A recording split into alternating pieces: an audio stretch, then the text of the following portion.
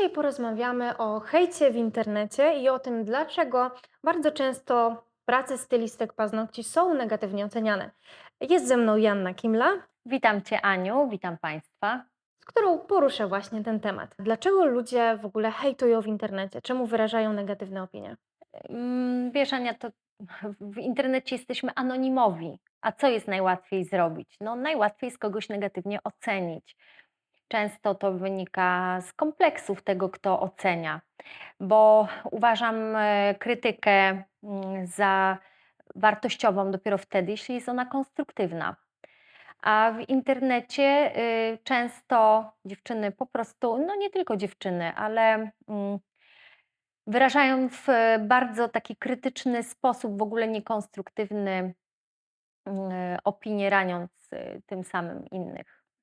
I jak negatywne komentarze, właśnie takie przepełnione hejtem, wpływają na stylistki paznokci i ich pracę?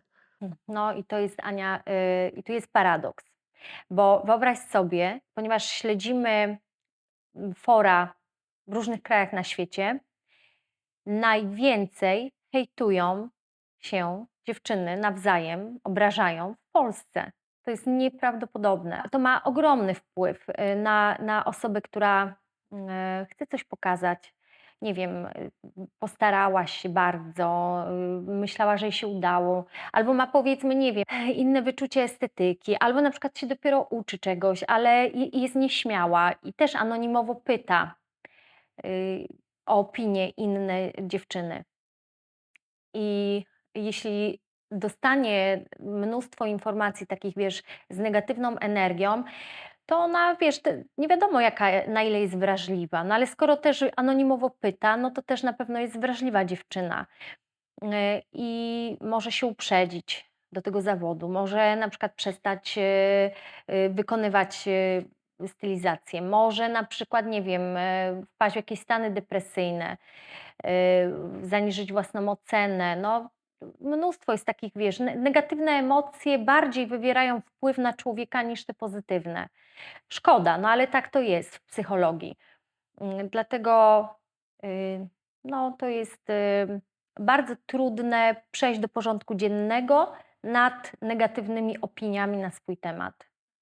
A czy moderatorzy grup na Facebooku związanych właśnie z paznokciami, czy w ogóle mediów społecznościowych powinni usuwać komentarze, czy może raczej robić zupełnie coś innego?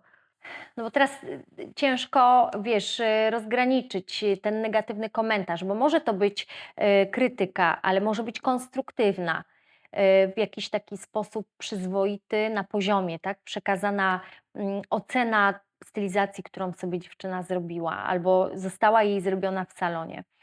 Natomiast uważam, że teksty zawierające niecenzuralne słowa, które krytykują, kierowane w kierunku właśnie, kierowane pod adresem dziewczyny, czy też osoby, która pyta o opinię na temat na przykład pracy.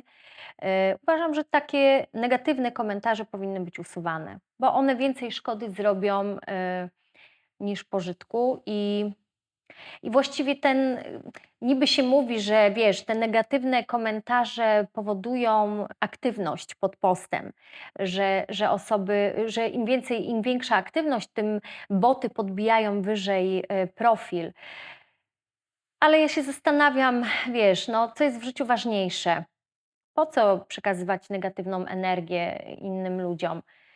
Dajmy ludziom to, co sami byśmy chcieli od nich otrzymywać.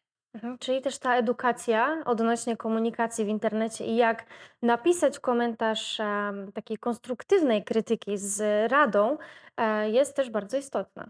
Tak, ale Ania, zauważ, kto krytykuje, bo często są to ludzie, którzy nie mają w ogóle podstaw do tego, żeby komentować na przykład technikę wykonania stylizacji, bo sami nie potrafią, a komentują.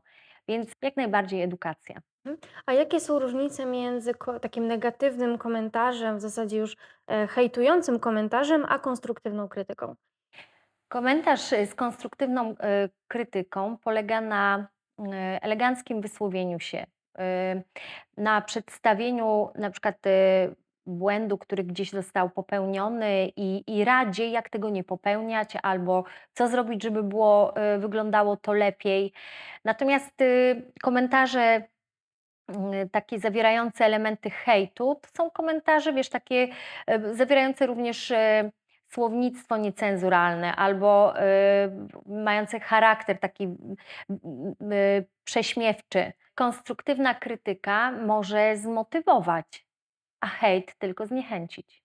Bo tutaj też nie chodzi o to, żeby pod pracami dziewczyn, które się uczą, czy stylistek, które ewentualnie gdzieś popełnią jakiś błąd w swojej pracy i widzimy, że coś jest do poprawy, żeby być takim na siłę miłym i uważać, dobra, wszystko jest w porządku, tylko właśnie dać dobrą radę i bardzo kulturalnie powiedzieć, co można zrobić, a nie hejtować, że beznadzieja, w ogóle rzuć tą pracę i koniec, no bo to Tak, ja też, demotywuje. Ania, wiesz, wychodzę z takiego założenia, że jeśli mam kogoś, oceniam tak w środku, tak, że to jest, nie wiem, brzydkie, co zrobił, albo no, nie podoba mi się, albo jest dalekie od ideału, to po prostu zachowuję to dla siebie. To wolę się w ogóle nie wypowiadać na ten temat. No chyba, że ktoś mnie poprosi o opinię, to wtedy udzielam tej opinii. Uważam, że hejt jest bardzo negatywny, tym bardziej, że no,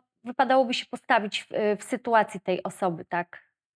Bądźmy empatyczni. Czy mimo takiej dużej ilości hejtu, szczególnie na grupach na Facebooku, bo tam bardzo często czujemy się jeszcze bardziej anonimowi, czy mimo wszystko warto publikować swoje prace, pokazywać nawet, czy to uczymy się, czy już pracujemy długo w zawodzie, czy powinniśmy po prostu przestać? Nie, ja myślę, że bądźmy odważni. Jak najbardziej dzielmy się z ludźmi po fachu, tym, co robimy. Wrzucajmy te zdjęcia naszych prac na grupy, bo znajdzie się tam też sporo takich osób, które udzielą nam konstruktywnych rad albo zaopiniują pozytywnie. Poza tym takie firmy jak nasza też wyłapują dziewczyny, które robią piękne stylizacje bądź rokują na dobrych stylistów, dobre stylistki i często padają z naszej strony propozycje pracy, tak? Także to ma swoje też duże plusy. I tutaj właśnie nie powinniśmy bać się publikować swoich prac, nawet jeżeli nie jesteśmy pewni, czy wszystko jest pięknie, idealnie, no bo jesteśmy też oczywiście w internecie przyzwyczajeni do idealnych zdjęć, ale no praca jest pracą, każdy wykonuje inaczej i zamiast siedzieć pod kocem, nie wychodzić ze swoją pracą do ludzi, nie bać się tej krytyki, tylko właśnie publikować. I no jednak nie każdy jest odporny na tą krytykę, na negatywne komentarze i hejt. I jakie masz, Asiu, rady do osób, które, no jednak się boją, zostać skrytykowane? Jak można budować tą odporność na hejt? Co mogę poradzić takim osobom? Przede wszystkim, wiesz, żeby pamiętały, żeby być sobą, pamiętały o swojej wartości, o budowaniu swojej wartości, żeby najlepiej nie czytały takich negatywnych komentarzy, bo jednak ten negatywny komentarz zawsze tam gdzieś, wiesz, nas dotknie, choćby nie wiem, jak człowiek był silny emocjonalnie. Żeby pamiętać, że za tymi negatywnymi komentarzami najczęściej stoją ludzie, którzy nie pokazują swojej twarzy, tak? I działają pod pseudonimem, bo najłatwiej się neguje kogoś z ukrycia. Po prostu, żeby robiły dalej to, co chcą robić, co zamierzają. I jeśli potrzebują na przykład jakiejś opinii na temat swoich prac, to najlepiej niech się zgłaszają do firm takich jak nasza na media społecznościowe i u nas zawsze dostaną dobre słowo, a jeśli krytykę, to tylko konstruktywną.